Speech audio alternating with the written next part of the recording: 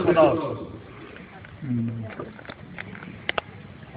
خداوند از این فرمانش فردا شما پدر و مادرایی که دختراتان نمیمونید روی مال داشتن میپرسد. شما در پیشگاه خدا فردا برای این جنایتان جواب میدید. محکمه سعودی اشتراک میکنید، جواب میدید که در آن محکمه هیچ قدرت دست دراز کردن نمیتواند. پوشیدن روی مال این امر خدا هست. هیچ قانون، هیچ حکومت، هیچ پدر و مادر حق ندارد ضد قانون خدا قانون برآورد. لا طاعة لمخلوق فی معصیة الخالق. دختران عریان گردن کسی کار ندارد. دختران فاحشه شوند کسی کار ندارد. دختری مسلمان با آداب شود، با عفت شود، با حجاب شود، قوه زوری استفاده میبرند و استفاده کنند. مگر همین است دموکراسی است؟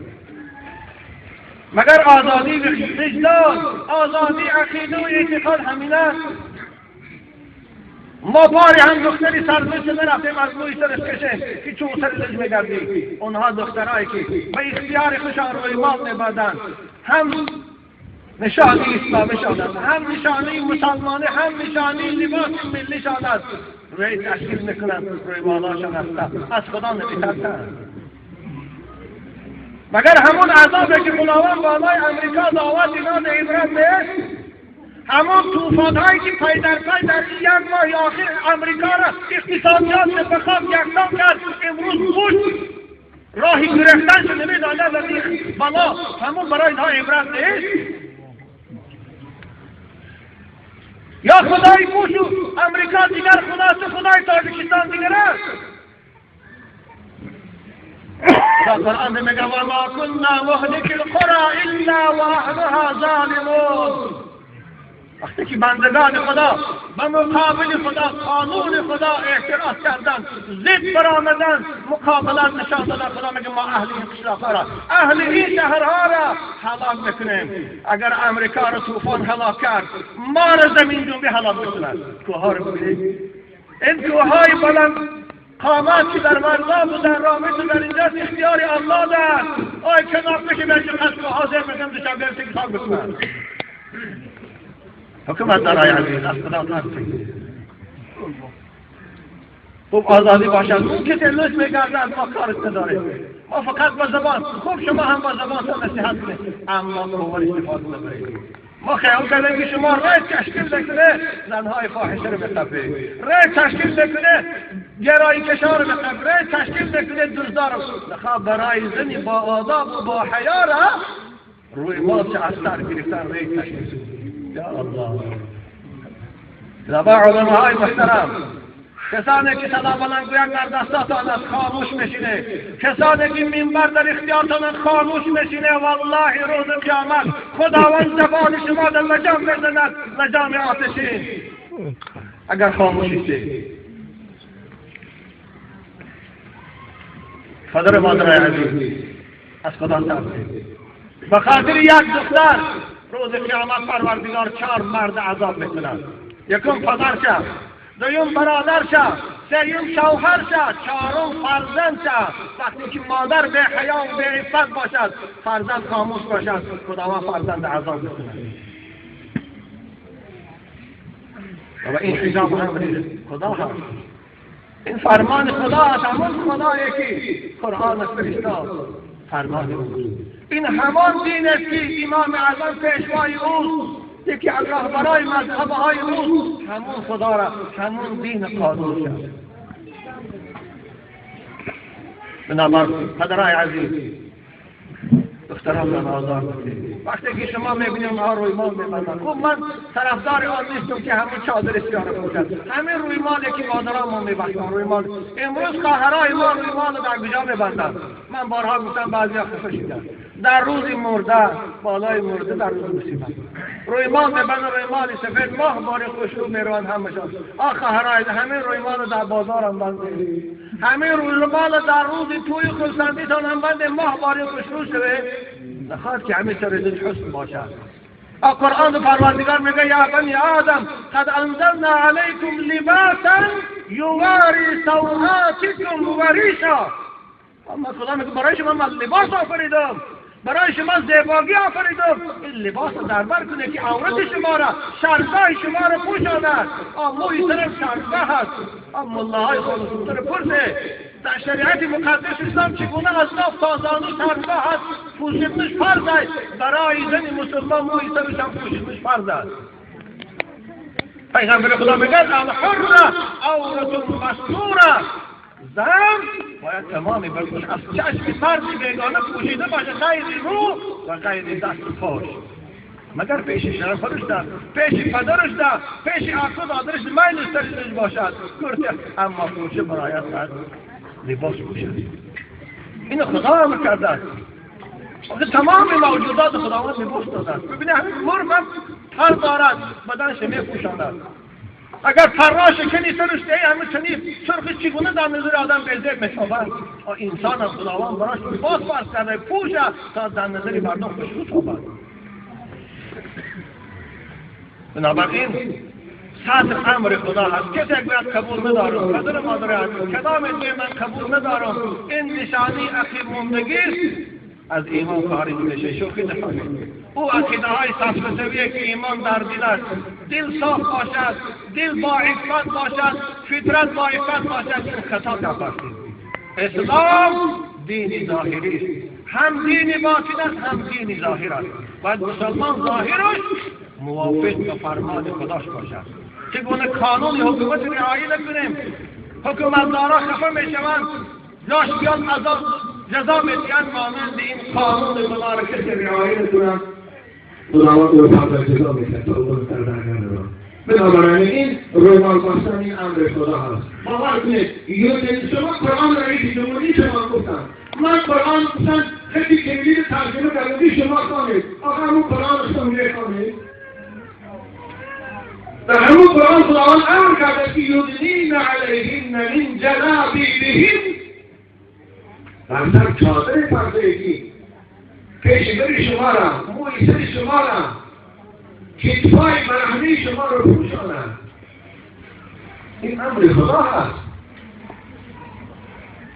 رسول اکرم وقتی که اسما خیزیتانشان بشید، حضرت عایشه مادر مانه آخش بود، پیشی عایشه در آمدن که رسول اکرم نشسته بود، در بدن اسما کرته بود خلوصتر، نه این شفانای امروزه، نه کم وقتای امروزه. شاید اون کرته که اسما پوشیده بود بخملای امروزی ما دو طبری می آمد.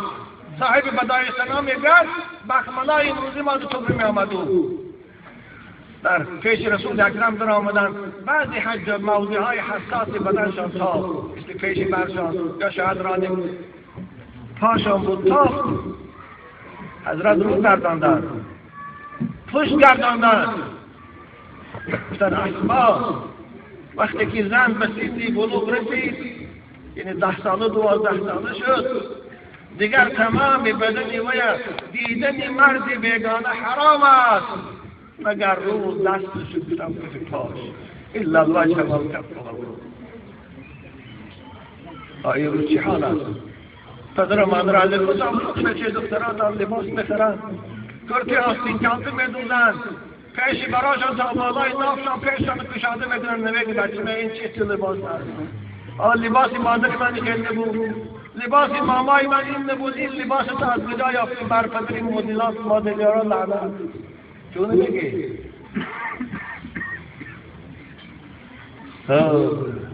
بنابر رسول اکرم 1427 سال پیشتر هجرتشان اگر 29 سال شده باشد این سال، حضرت فرمودند که در بین امت من زنهای پیدا میشن، حالا ما اونا رو که دیدم بعد میبیایم. حضرت صفتشان کردن که اینها چیند؟ کاسیات عاریات مائلات ممیلات رؤوسهن كأسنمة البخت. زنهای پیدا میشن که در بدن لباس دارند اما لباسشان وظیفه سطر ادا نمیکنند. یعنی لباسی چی است؟ تنوک است. تنک است که همه زیری بدنش میتابد. اگر همه رو باشتی سبیلی نباشد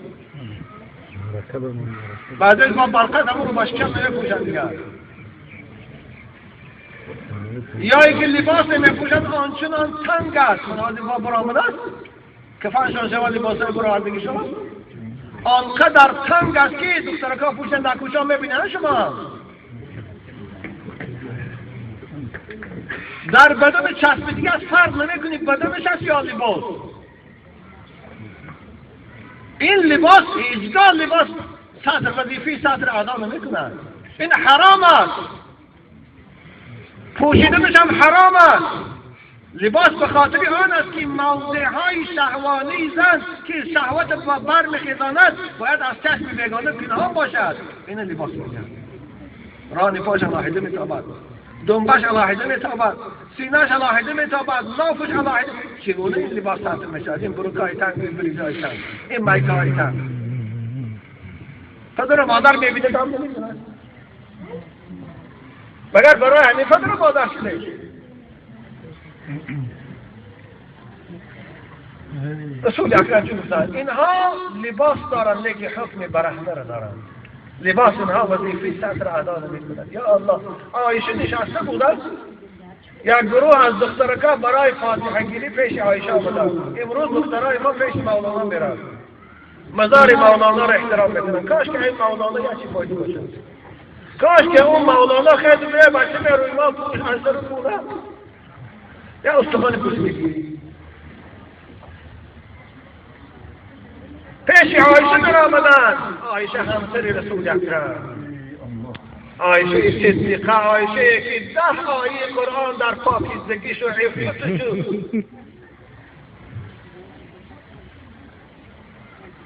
نازل شده بود. در آمدن حضرت دیدن دستر یادش یک رویمانایی که من دخترکای ما میپوشند خدا و همشه عروسی درستاند.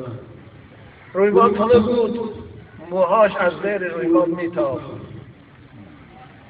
حضرت نگاه کردن به زنها گفتند یا معشر النساء، ای زنهای مسلمان گفتند ما آمنت بصورت النور امرأة تلبس هذا. ایمان به صوره نور نداره زنی که این لباس میپوشد.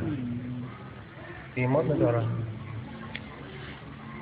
امروز عایشه اگر دخترای ما رو بینه، امروز عایشه اگر زنهای ما رو بینه، امروز عایشه اگر دختراش بینه که همه دخترای ما دخترای عایشه، چی میگوید؟ پدرای عزیز، پدرای چی میگوید؟ زبر رسول اکرم کاسیات عاریات مائلات، مائلات از راه راست دور شدند، از حیا و عفت دور شدند، پیرو شیطان و شهوات شدند، در دام دشمنای خدا مبتلا شدند. این بسته بود با ممیلات دیگر دخترای پاکیزه و عفت‌الله که هم مثل خوشان بیرها کرده برای فساد بردند. حضرت گفتند سراشان لوش میکردن، موی سراشان گردی سراشان تاق میکردن. اون زمان رسول اکرم دید نبود. پیغمبر چون آینه بارین آینده امت میدید. حضرت چی گفتند؟ لا يدخلن الجنة ولا يجدن ريحها. این تو زنهای بی حیا گفتند بهش نمیدرایم، بهش برای آنها حرام است، حتی بوی بهش نمیدرایم.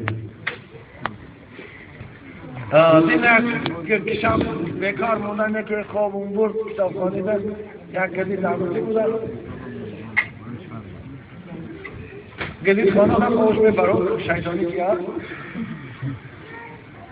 گدید که گرفتن که دوستانک جورنالیست اکرچی هم دارن.